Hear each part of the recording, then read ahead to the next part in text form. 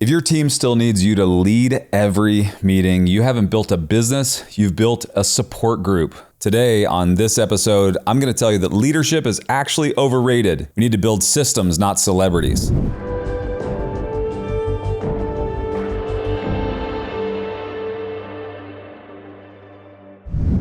Today, I'm going to talk to you about your leadership style and how to help you grow in your business. Many leaders, as they start off in creating a business, they create a prison.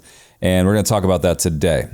Because today in business, the hero leader, that model is completely unusable, it's overrated, and it's really hard to exit.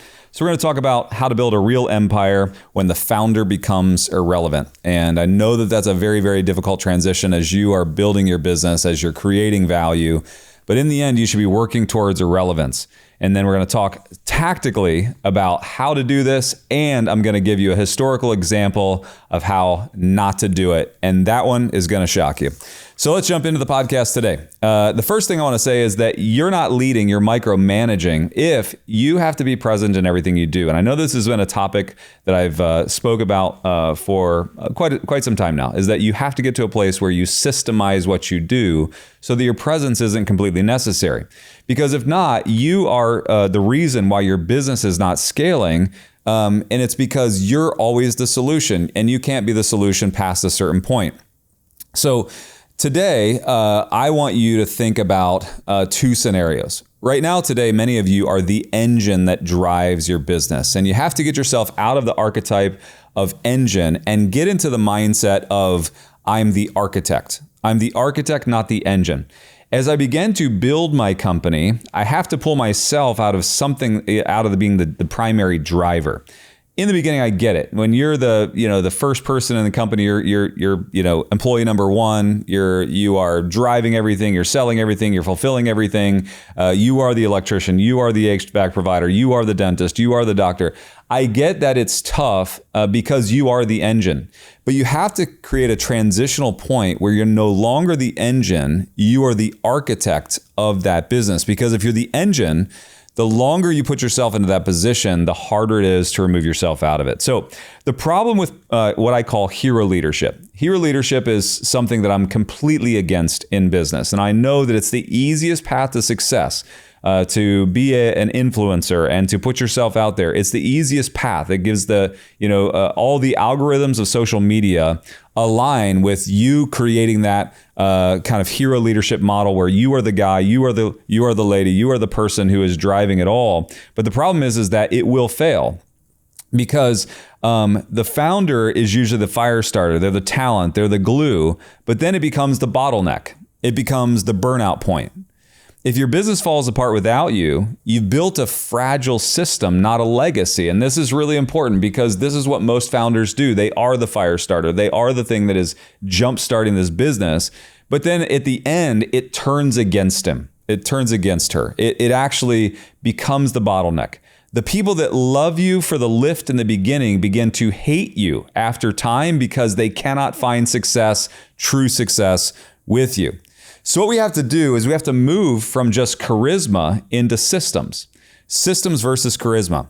Number one, we have to replace this type of thinking. We have to replace everyone needs to hear from me with everyone needs a system that is the way that I do things.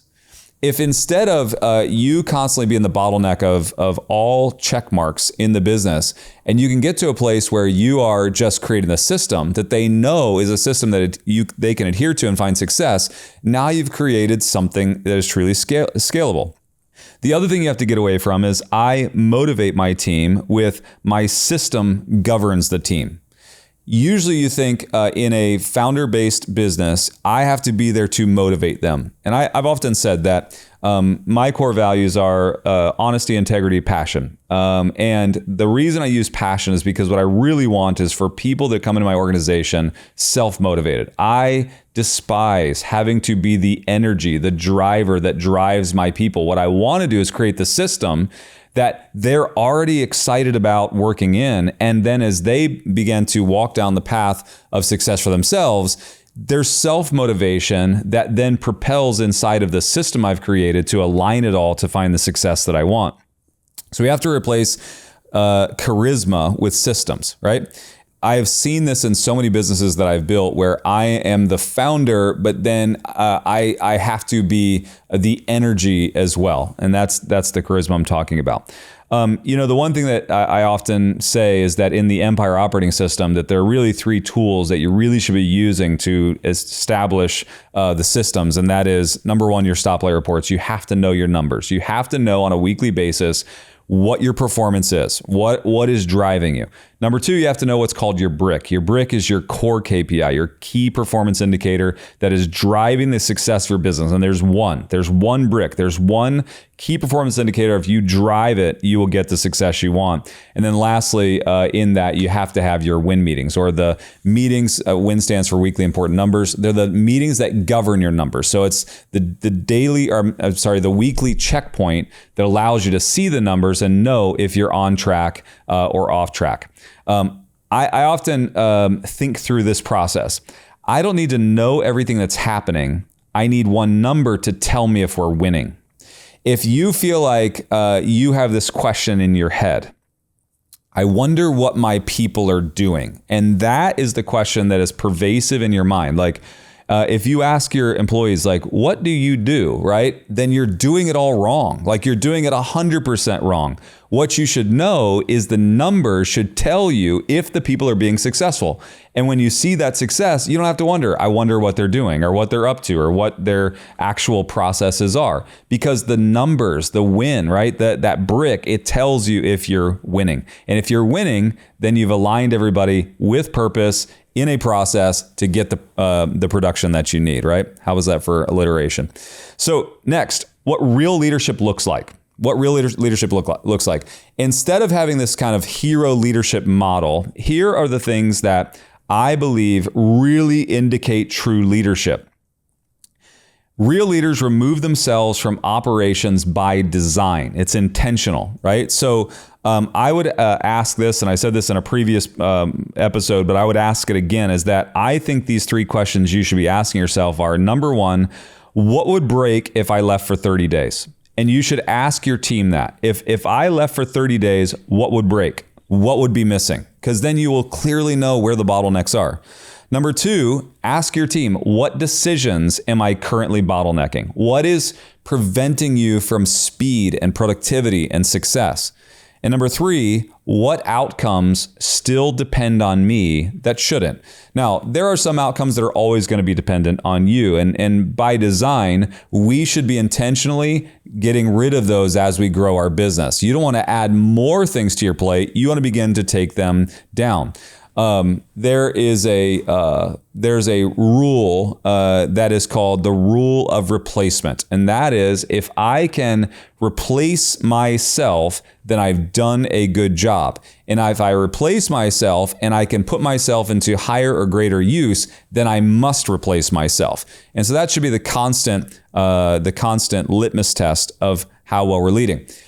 A good leader, a real leader, is not one who has a public persona or that is loved by their team. A real leader is replacing themselves, because that is true leadership. Now, if you're sitting here going, yes, I get it, and I am the hero of the business, I am the hero of this story, how do I go from the engine to the architect? How do I go from hero to architect?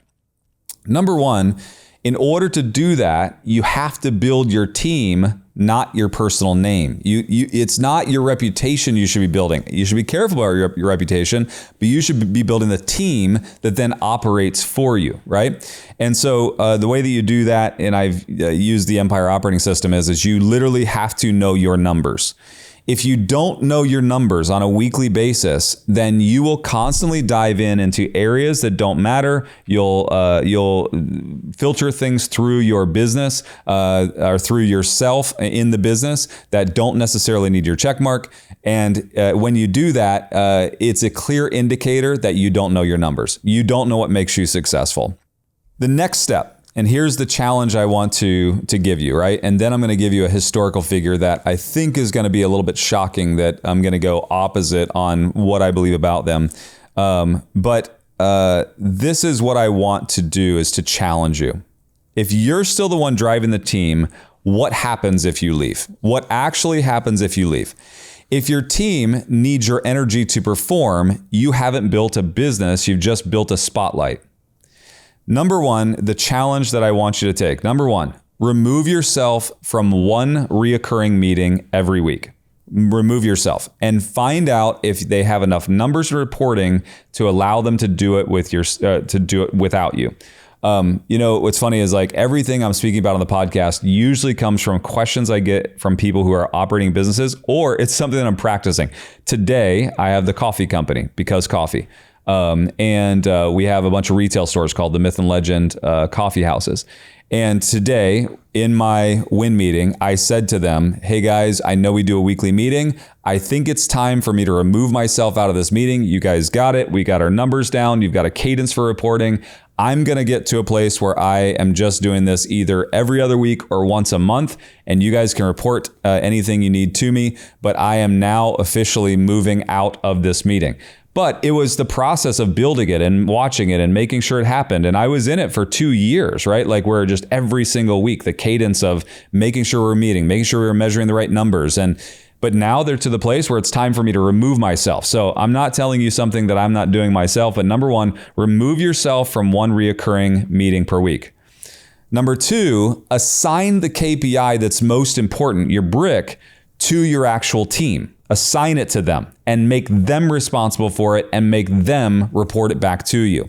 Then you beat the drum of making sure that they stay focused on it. Ask for it every single week.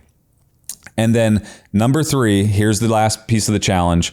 Let the system run without you for 30 days. You don't have to go take a vacation. You don't have to go sit on an island somewhere.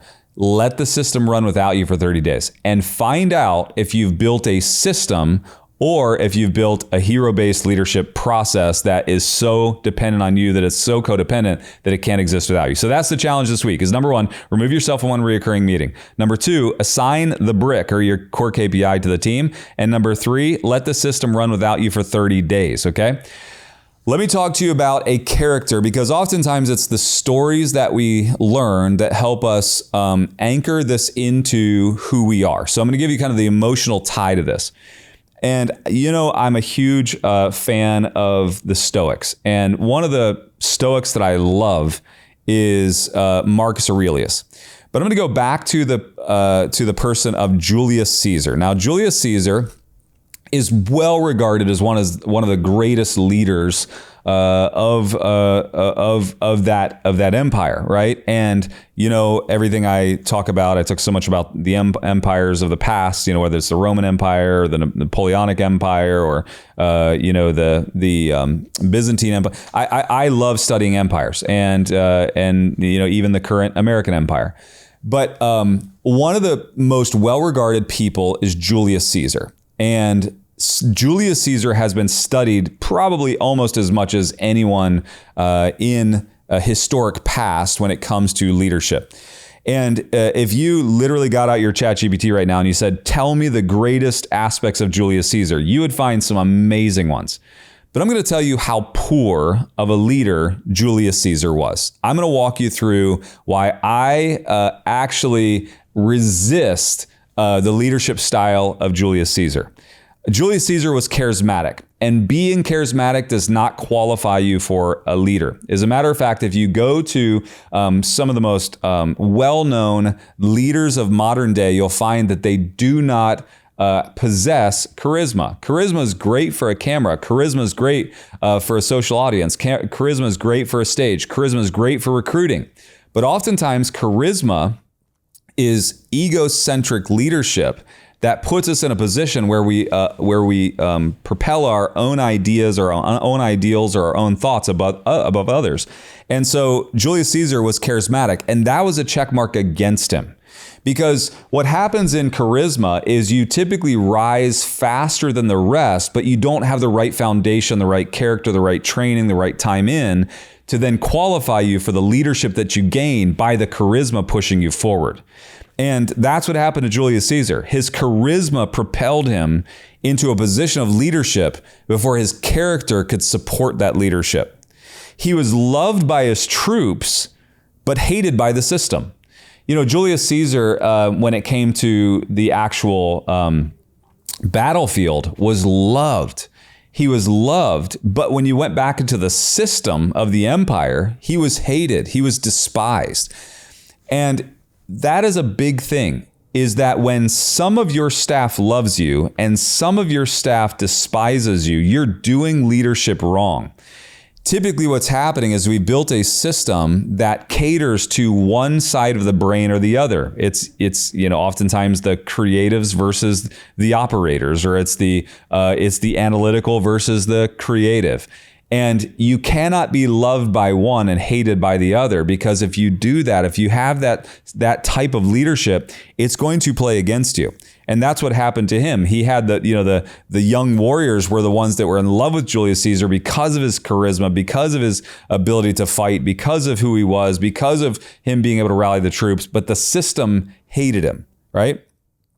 The third characteristic that I really despise about Julius Caesar, now that's strong language, is that he took on too much. The reason I say despise is because that is always the first key indicator of an egocentric leader, is when everything has to go through them, when they take on too much, when they are the central figure. What happens is as we allow leadership to happen like that, where they become the central figure, it starts the downfall of everything. And then you have to go through major painful corrections. He took on too much. He would do way too much when it came to leading the army, going to battle, standing in front of the political structure at the time, and everything went through him. That is always, I see it in so many companies that I have the chance to go into their company and help them and do a little bit of coaching, is I see it the very first moment I walk into that business, is I see how strong that person is in creating a pathway where everything has to be touched by them. And what I know is the pain that they're going to go through to release that. And oftentimes it's not their personal pain, it's the pain of the entire employee base, who's going to have to then take on things that they were never grown into taking. And it's a painful experience. The fourth thing that I see was he refused to decentralize leadership. What happens is we have these monumental rises because of character-led or charismatic or somebody with massive charisma. We see this meteoric rise. However, when they get to this peak of being and understanding that they're the bottleneck, they have to decentralize leadership. And when they don't decentralize leadership, that is the beginning of the end. It's the beginning of the end. Because if they refuse to decentralize leadership, it creates the ceiling by which they're never going to get past. And so something has to break through that ceiling. Something has to happen. And in the end of the story, this is what happened to Julius Caesar. He was assassinated. And he was assassinated because the political leadership at that time could not survive under a single figure. We oftentimes look at the assassination of Julius Caesar as something that is so horrific. It was so betraying. You know the whole story. If you've read anything about Julius Caesar, is that he's assassinated.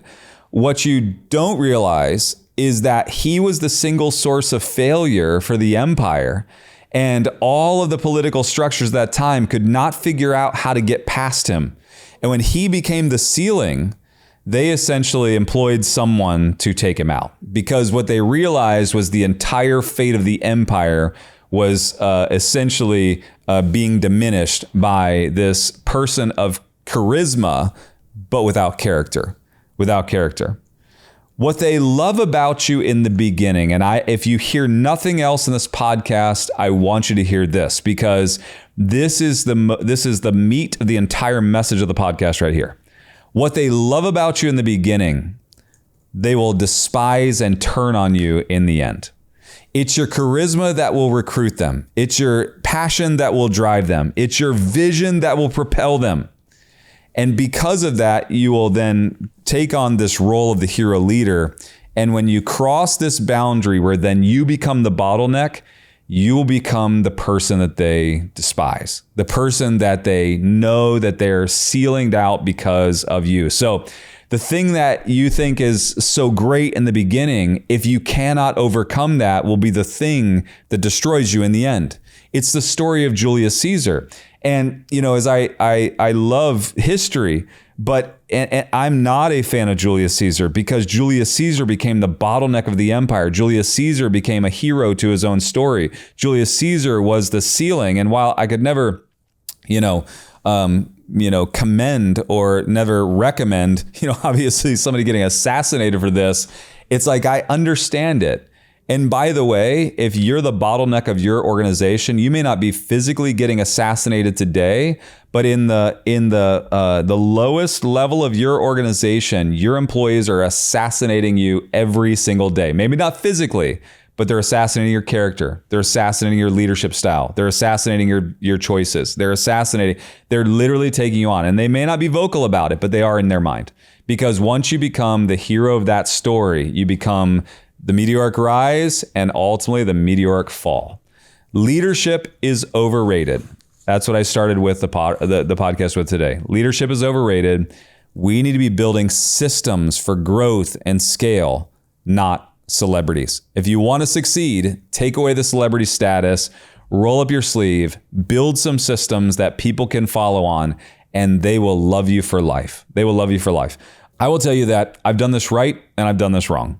I have been the hero of my business. I have been the person who propels that business to success. And then I've stood in the way of its success and I've watched the people get frustrated and turn on me. I've also done it right, where I have helped grow and scale that business. And then I built the systems and I elevated the leaders that were with me. And we've grown and gone to massive success. And by the way, the feeling that you feel when others succeed around you and they turn that love and admiration back towards you is something that is so much better. It's so much greater than the love of the people that you feel when you get something off the ground. Play for that delayed gratification, right? Play for the success of the business versus the success of your name. Play for the success of your people versus the success of the individual. We talk about teams and how great teams are, but so many entrepreneurs, they hog the ball, right? They're the ball hog. They want all the glory. They want the last shot. They think everything depends on them. And we know that without team, we never win. But somehow we lose it in our businesses. Leadership is overrated. Build systems, not celebrities. You talked about Julius Caesar being a charismatic leader. What's the balance to being a charismatic heavy leader? I think the step is that, charisma can get something off the ground quickly, but if we don't transition into our charisma should draw more people with charisma, that charisma needs to be transferred from person to person to person. There has to be a transfer. And, tactically speaking, I think that transfer happens at about, in most businesses from the $1 million to $3 million mark. Like there is a physical, we call them revenue plateaus. And what happens is in a business from 0 to $1 million, the leader is the person. They're the person. When you go from 1 million plus, oftentimes 1 million to 3 million to 5 million, what happens is now you have to have, it's not just you and doers that are doing the job. Now it's you with managers managing the doers. Well, the moment that you go from leader to manager to follower, you have to be able to transfer some of that charisma onto that person. You have to transfer authority to the manager, or else they can never truly lead the people. And then they have to go all the way through back to you, right? Like think about it. You've been in scenarios, and probably because we're a newer company, you've probably even felt it here sometimes, is that when the bottom has to go all the way to the top for answers, we have missed the ability to transfer some of that charisma and leadership and systems to the manager so that they can have the same effect or leadership or authority for the follower. You mentioned he took on too much too fast. Yeah.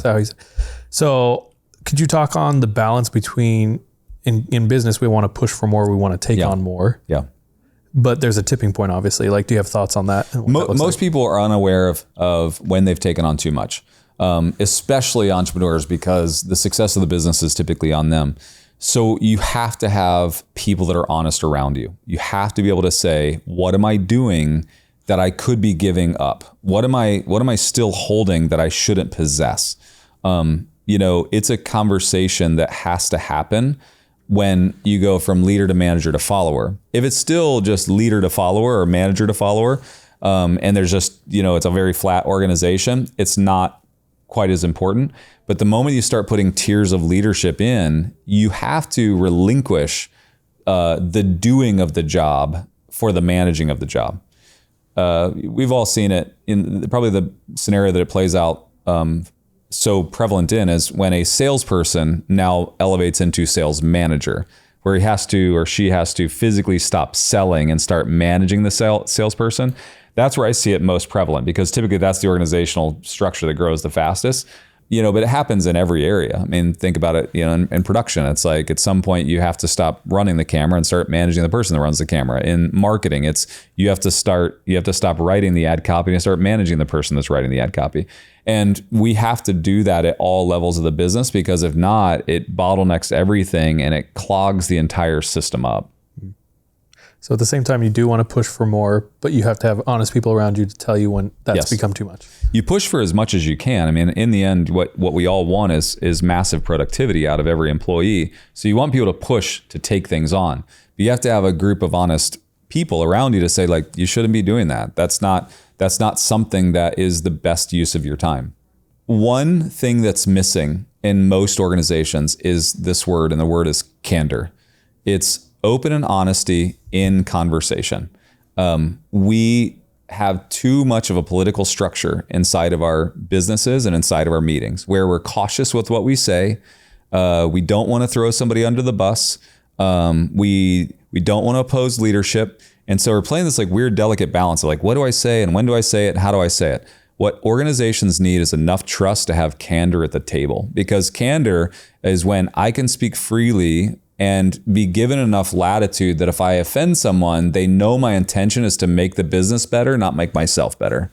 I love that. I have found there has been a scheduled meeting to get everything solved. Mm-hmm. And in that meeting, not a lot was actually discussed. Sure. The meeting ends and a couple people hang around and have the real meeting. Have the meeting. And I'm always like, why didn't we do this 10 minutes ago? It's called the meeting after the meeting. It's like if you have a really strong meeting that goes nowhere, just go to the water fountain or the coffee machine or the bathroom and you'll see the meeting that's happening after the meeting. Yeah, it's hilarious. But yeah. I believe candor would solve that. Mm-hmm. It's like, okay. It would.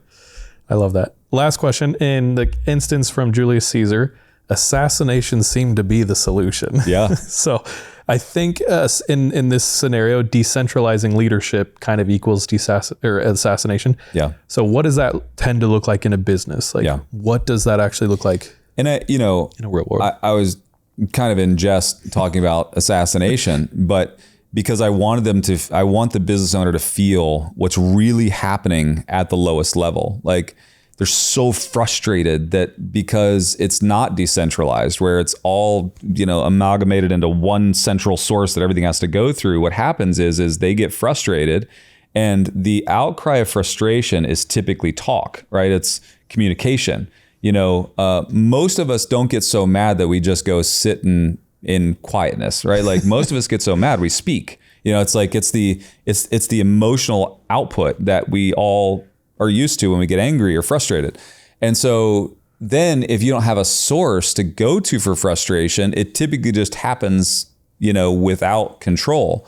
And so that's the true assassination that's happening in every business across America, is that the leader is being assassinated by the lowest level out of frustration because they don't have an output and they don't know how to push their productivity through a source. And the funny thing is then from the top, oftentimes we demand loyalty, like, be loyal. And it's like they need an outlet because there's level of frustration because the hero leader out of ego is repressing it all. And I've been guilty of this for sure. It's like, on the leadership side, you're not doing it intentionally. You're trying to take on as much as you possibly can. You want the success of the business, but it's getting out of our own way. It's having a strong enough team to say like, hey, give me that. I'll take it. It's also really important for that mid-level manager, the person that's in the middle of everything, the middle of leadership and fellowship, right, is to have those conversations up and down. It's vent to me, let me take your frustration and take it up. And also knowing how to communicate to the top to say, hey, there's a bottleneck here. And then the true leader has to act. They have to act. It's Brutus, right? Who stabs Caesar in the back. You too, Brute. Yeah. So I was like, hopefully you hope that you didn't hire a Brutus. Yeah. But maybe the mid-management is like Brutus is willing to be like, hey, so I'm going to have candor. So the story, right? I mean, is Brutus, who actually was a confidant at one point to Julius Caesar, is the one who stabs him and kills him. And Julius Caesar's looking around and he feels betrayed by the leadership of the empire. He feels like the senators have turned against him. And so the senators basically talk Brutus into assassinating him. And what's interesting is Brutus comes up and he essentially stabs him and he turns around and he says, "Utu Brute," like you too, like you're against me too. And he dies in failure, right? Like he dies alone. He dies in frustration while being, touted as one of the greatest, leaders of the empire. But it's because he was the bottleneck. Like they were so frustrated with this like single source of failure that they didn't know how to solve it. And he couldn't get out of his own way. And he was told for years and years that he was the single source of failure. And it's a sad story, right? Because I think that's really what happens in businesses across America is that you, and there's Brutuses in every organization. They get to a place where there's just so much frustration and there's not enough success that somebody, decides that they're going to be the one to essentially go up and approach the leader or, turn from a disloyalty position to essentially, it's happened to me. Like as the leader, I've had, people that are the closest to me come up to me, thankfully, and be the Brutus and be like, hey, this is going to hurt, but I need to tell you what's actually going on. Right. And so, we don't necessarily kill each other, but it's like, but it is nice when somebody comes up with brutal honesty. And sometimes it does feel like a knife, but the thing is we got to be strong enough leaders to take that and then take action from it. Like you said, with candor, it's remember my intention. Yeah. I love it. That's all the questions I had written down. Any last words you want to say? Anything? I just want to go back to the challenge real quick. And that is because it will tell you where you are. And I am challenging myself on this at every level, is that the challenge is to, number one, remove yourself from one reoccurring meeting, right? Remove yourself from one reoccurring meeting. Number two, assign the brick or the most important KPI to the team. And number three, let the system run without you for 30 days. You don't have to be absent from the system, but let the system run without you. Let the meetings run without you. Let your people run without you, and govern it by the numbers. Don't govern it by the meetings. And that's the challenge. And I want to hear back from you. To close out the podcast today, I do want to do this as a thank you to all of our podcast listeners. We have the Aspire Tour, and the Aspire Tour is coming up in one of your cities. We're going to actually in 2026 double up the amount of stops with the Aspire Tour. And if you use the code IMPACT, if you go to aspireformore.com and you use, or aspiretour.com, you can go to a city near you, use the code IMPACT, get a 50% off discount on your silver ticket. And I'd love to see you at the Aspire Tour. Thanks so much for being a part of the podcast and for listening today. I'd love to connect with you further, and you can connect with me on social media at Eddie Wilson Official on any of the social media channels.